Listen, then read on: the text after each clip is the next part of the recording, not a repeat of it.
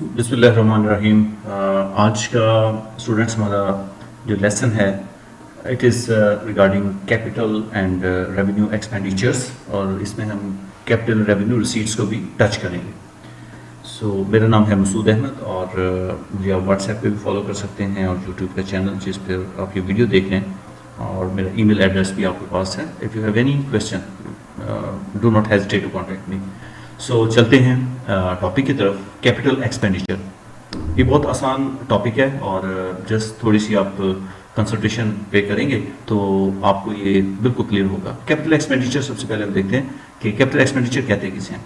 कोई भी अमाउंट जो हम स्पेंड करें नॉन करंट एसेट को खरीदने के लिए। अब बात यह है, नॉन करंट एसेट को खरीदने पर जितनी भी रकम लगाई जाती है, जितना भी खर्चा किया जाता है, जब तक कि वो आकर जब हम उसे परचेज करते हैं फ्रॉम दैट प्लेस, जो हम पेमेंट करते हैं from that place to our place, जब तक हमारी फैक्ट्री तक, हमारे ऑफिस तक वो आता नहीं है, उस पर जितना भी एक्सपेंस होता है वो उस एसेट की कॉस्ट में शामिल करते चले जाते हैं। फॉर एग्जांपल, आपने प्लांट खरीदा, प्लांट आपने स्पेन से खरीदा और उसके लिए आपने पे किया डॉलर्स में, फिर आपने उसे शिप करवाया, शिपिंग है और इंश्योरेंस है, ट्रांसपोर्टेशन, बाद में फिर आपने उसके ऊपर टैक्सेस वगैरह दिए, फिर पोर्ट से क्लियर हुआ, पोर्ट के चार्जेस, फिर उसके बाद वो आपके पास पहुंचा और आने तक आके उसकी फैब्रिकेशन हुई। फैब्रिकेशन कहते हैं जब किसी प्लांट को इंस्टॉल करते हैं तो उसकी वायरिंग वगैरह और ये चीज़ें सारी फैब्रिकेशन कहलाती है, जो भी उसमें उसको चलाने के लिए चीज़ ज़रूरी होती है। तो जब तक कि वो आपके पास प्लांट रनिंग कंडीशन में नहीं आ जाता, उस पर जितना भी खर्चा आएगा वो according to international accounting standard 16 वो हम उसकी कॉस्ट में शामिल करेंगे। इसको बोलते हैं उस खर्चे को कैपिटलाइज करना। ठीक है, कैपिटलाइज करने से मुराद है कि उस एसेट की कॉस्ट में वो शामिल करते चले जाते हैं। 1 लाख का आपने प्लांट लिया तो 10,000 आपने ये वाले सारे के सारे खर्चे किया है और फैक्ट्री के अंदर आपके प्लांट अब आके चलना शुरू हुआ, तो वो 1 लाख का नहीं हम कहेंगे $1,10,000 का हमने ये प्लांट परचेज किया। ठीक है, वो 10,000 जो ऊपर हमने पे किए वो भी उसकी कॉस्ट में शामिल करेंगे। तो यहाँ पर ये स्टूडेंट्स हमें समझना ज़रूरी है कि हम कौन कौन से खर्चों को कैपिटल कहेंगे, किसको हम जो है ना कैपिटल एक्सपेंडिचर नहीं कहेंगे। तो वो फिक्स एसेट के ऊपर होने वाला खर्चा, फिक्स एसेट किसे बोलते हैं, वो एसेट जिसको आप रीसेल करने के लिए नहीं खरीदते। ठीक है, इंटेंशन ये होती है कि उसको हमने लॉन्ग टर्म बेसिस के ऊपर हमने यूज़ करना। ठीक है, तो वो फिक्स एसेट होता है, तो उसको खरीदने पर और अपने पास लाकर इंस्टॉल करने पर जितना खर्चा होता है सारा का सारा कैपिटल एक्सपेंडिचर कहलाता है।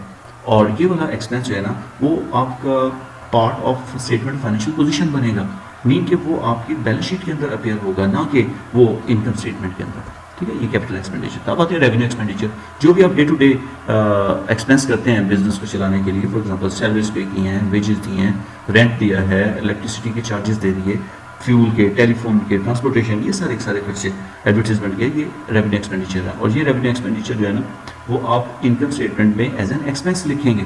ठीक है, इसको आप फिक्स एसेट नहीं बनाएंगे। तो ये आपने उस साल, जिस साल आपने वो खर्चा किया, जिस साल से उसका ताल्लुक है, उस साल की इनकम स्टेटमेंट में एज एन एक्सपेंस लिख देंगे। कैपिटल रिसीट, जैसे एक्सपेंस जो थे कैपिटल एक्सपेंडिचर, उसको हमने इनकम स्टेटमेंट में लिखा था। इसी तरह जो कैपिटल रिसीट है, कैपिटल रिसीट क्या है कि कैपिटल एक्सपेंस होता है जब हम फिक्स एसेट को खरीदने पर पैसा लगाते हैं, और कैपिटल रिसीट क्या होगा कि फिक्स एसेट को बेचने से जो पैसा आएगा उसे कैपिटल रिसीट बोलते हैं। ठीक है, it is not your regular income. तो वो जो कैपिटल रिसीट है सारी की सारी, उसमें से जो आपका गेन होगा, प्रॉफिट होगा, उसको तो इनकम स्टेटमेंट में शो करेंगे। अदरवाइज ऐसे ये जैसे एक एसेट दूसरे एसेट में कन्वर्ट हो गया, बैंक से उठाए पैसे और ऑफिस में ले आए, ऑफिस से उठाए वहाँ पे ले आए, तो वो सिर्फ shifting of one asset into other asset. ठीक है, money receive on account of sale of non current assets और on account of any liability और कैपिटल, यानी कि आपने कोई लायबिलिटी ऑन कर ली, लायबिलिटी ले ली, ठीक है, कोई लोन ले लिया, तो वो भी कैपिटल रिसीट है, वो आपकी इनकम नहीं है बेटा। और फिर रेवेन्यू रिसीट क्या होगी? रेवेन्यू रिसीट डेफिनेटली वो जो मेन आपका ऑपरेशन है, मेन जो आपका बिजनेस है, उससे जो पैसा रिसीव होगा उसे आप रेवेन्यू रिसीट बोलेंगे। जैसे कि सेल्स हैं, रेगुलर ऑर्डनरी गुड्स आपने सेल की हैं, और अगर इंस्टीट्यूट है, कोई एजुकेशन इंस्टीट्यूट है, तो वो बच्चों की जो फी होगी वो उसके लिए रेवेन्यू रिसीट है। अगर ट्रांसपोर्ट का बिजनेस है तो जो फेयर हम चार्ज करते हैं अपने पैसेंजर से वो आ जाएगा। एयरलाइन है तो एयर फेयर जो है वो आ जाएगा। सो अगर कोरियर सर्विस है तो जो भी हम कोरियर चार्जेस देते हैं वो हमारा रेवेन्यू रिसीट कहलाएगा, और वो इनकम स्टेटमेंट में जो है आएगा। तो ये आज का लेसन था और इंशाल्लाह मिलेंगे नेक्स्ट लेसन में। ओके, टिल देन अल्लाह हाफ़िज़।